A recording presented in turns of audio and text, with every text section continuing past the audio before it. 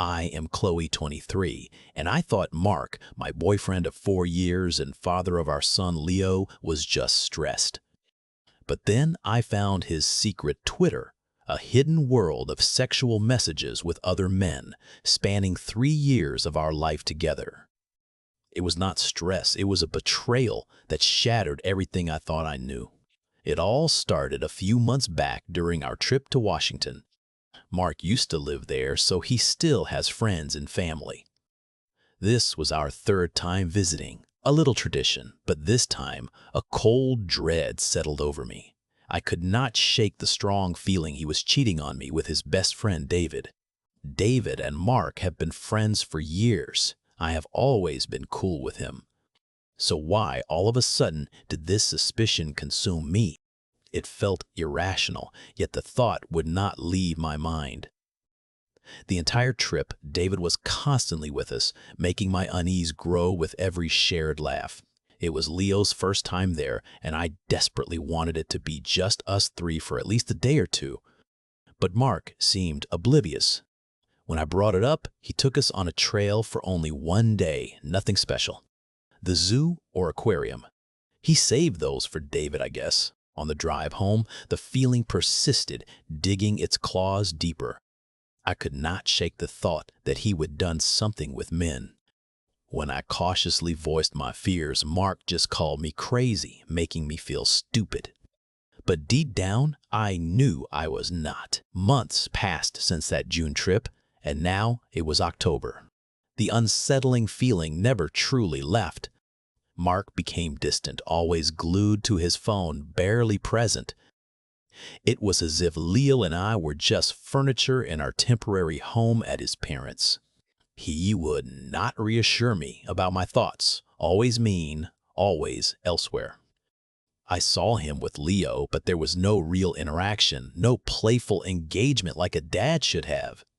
He came home from work, and his focus was instantly on his screen, not us. Our 4th anniversary just passed, and it was a stark reminder of his increasing indifference. Not even a single flower. I am not even exaggerating. It felt like a deliberate oversight, a tangible sign of how little I seemed to matter to him now. He tried to brush it off, saying his mom's birthday trip, which we were invited to, was his gift.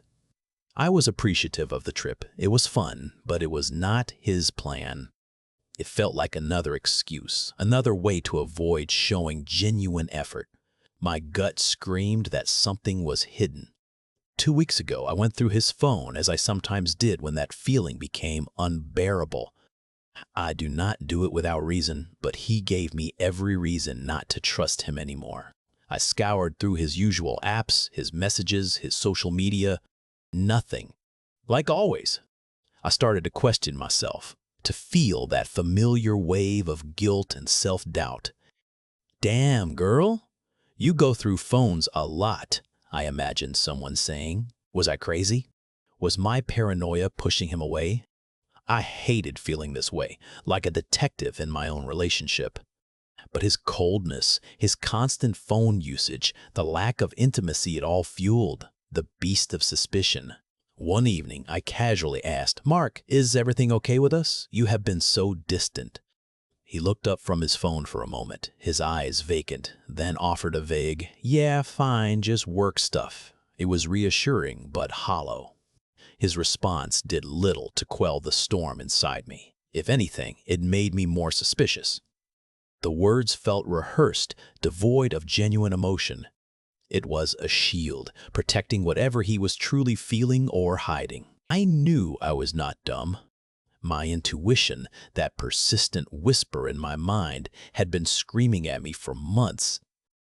Mark wanted me to feel stupid, to doubt myself, but I could not ignore the dissonance between his words and his actions.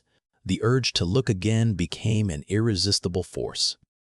That familiar knot in my stomach tightened, a precursor to discovery. I knew there was something, somewhere on that phone. I just had to find it. So, late one night, when he was finally asleep, I picked up his phone again. My hands were shaking slightly. I took a deep breath, telling myself to be calm, to be logical. Just look, confirm, then decide. I went through all the usual places, the messages, the photo gallery, his browser history. Nothing. My heart sank, a familiar wave of defeat washing over me. Maybe I was just being paranoid. Then, as I went to swipe away the open apps, something unusual caught my eye. There, in the App Store, was Twitter. What? He never used Twitter. He always claimed he hated it. A cold surge went through me. Of course! He had uninstalled it. My mind raced. Why would he do that? A quick tap, and I started the re-download. The suspense was excruciating, my heart pounding in my ears. Once downloaded, it took me straight to an account.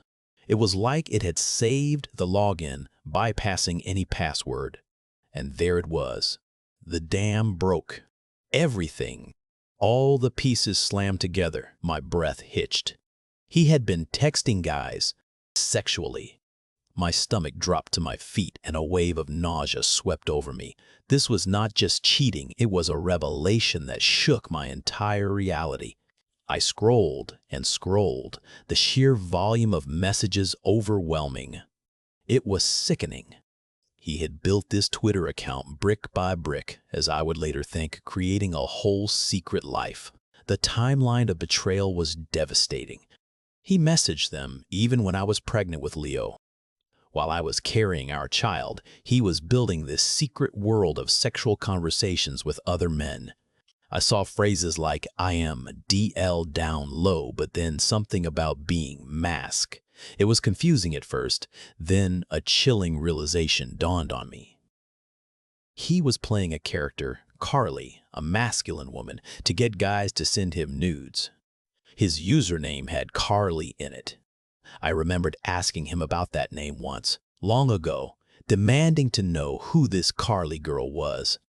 He swore it was nothing, just a random name. Another lie. All part of his elaborate deception. It was sad, honestly, the layers of deceit. I pushed him then, harder than ever before.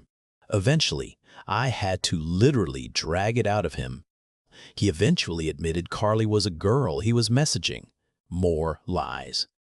He could not even be honest in the face of undeniable proof. The depth of his deception was a chasm opening beneath my feet, swallowing everything I thought was solid. The craziest part was the last message, time-stamped 13 hours ago. It was 1 a.m. when I caught him.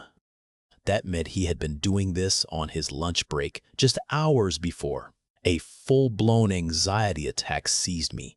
My chest tightened, my vision blurred. I was right. All those months he called me crazy, dismissed my feelings, gaslighted me. I was right, and he had made me feel like an idiot. Through the haze of panic, I managed to snap a picture of the screen. A blurry, shaky image, but proof. I could not bring myself to go through all the messages thoroughly then, too overwhelmed by the sheer scale of the betrayal. I have been pulling little lies out of him since, each one a thread unraveling the tapestry of our life. He keeps claiming he is not lying anymore, that he never did anything physically, but I honestly do not know what to believe. After hours, literally hours of asking him, begging him, I needed to see. I know I might sound dumb for going back, but I had to. I needed to know the full extent of the truth, no matter how much it hurt. I went back to the Twitter account. The messages were endless. So many. Many were from different states, but some were chillingly close, the same city. The thought of him meeting these men made my stomach churn. I saw instances where they would ask to meet up and he would stop replying. Who knows though, right? Could he have deleted those conversations? The uncertainty was a fresh wound, twisting in my gut. The irony is not lost on me. I am bisexual myself. I have dated women, and he knows that. I am not judging him for his sexuality, not at all. All I have ever asked is for him to be honest with himself and with me. I told him, Mark, if you like men, tell me. But he still sits there stubbornly insisting no.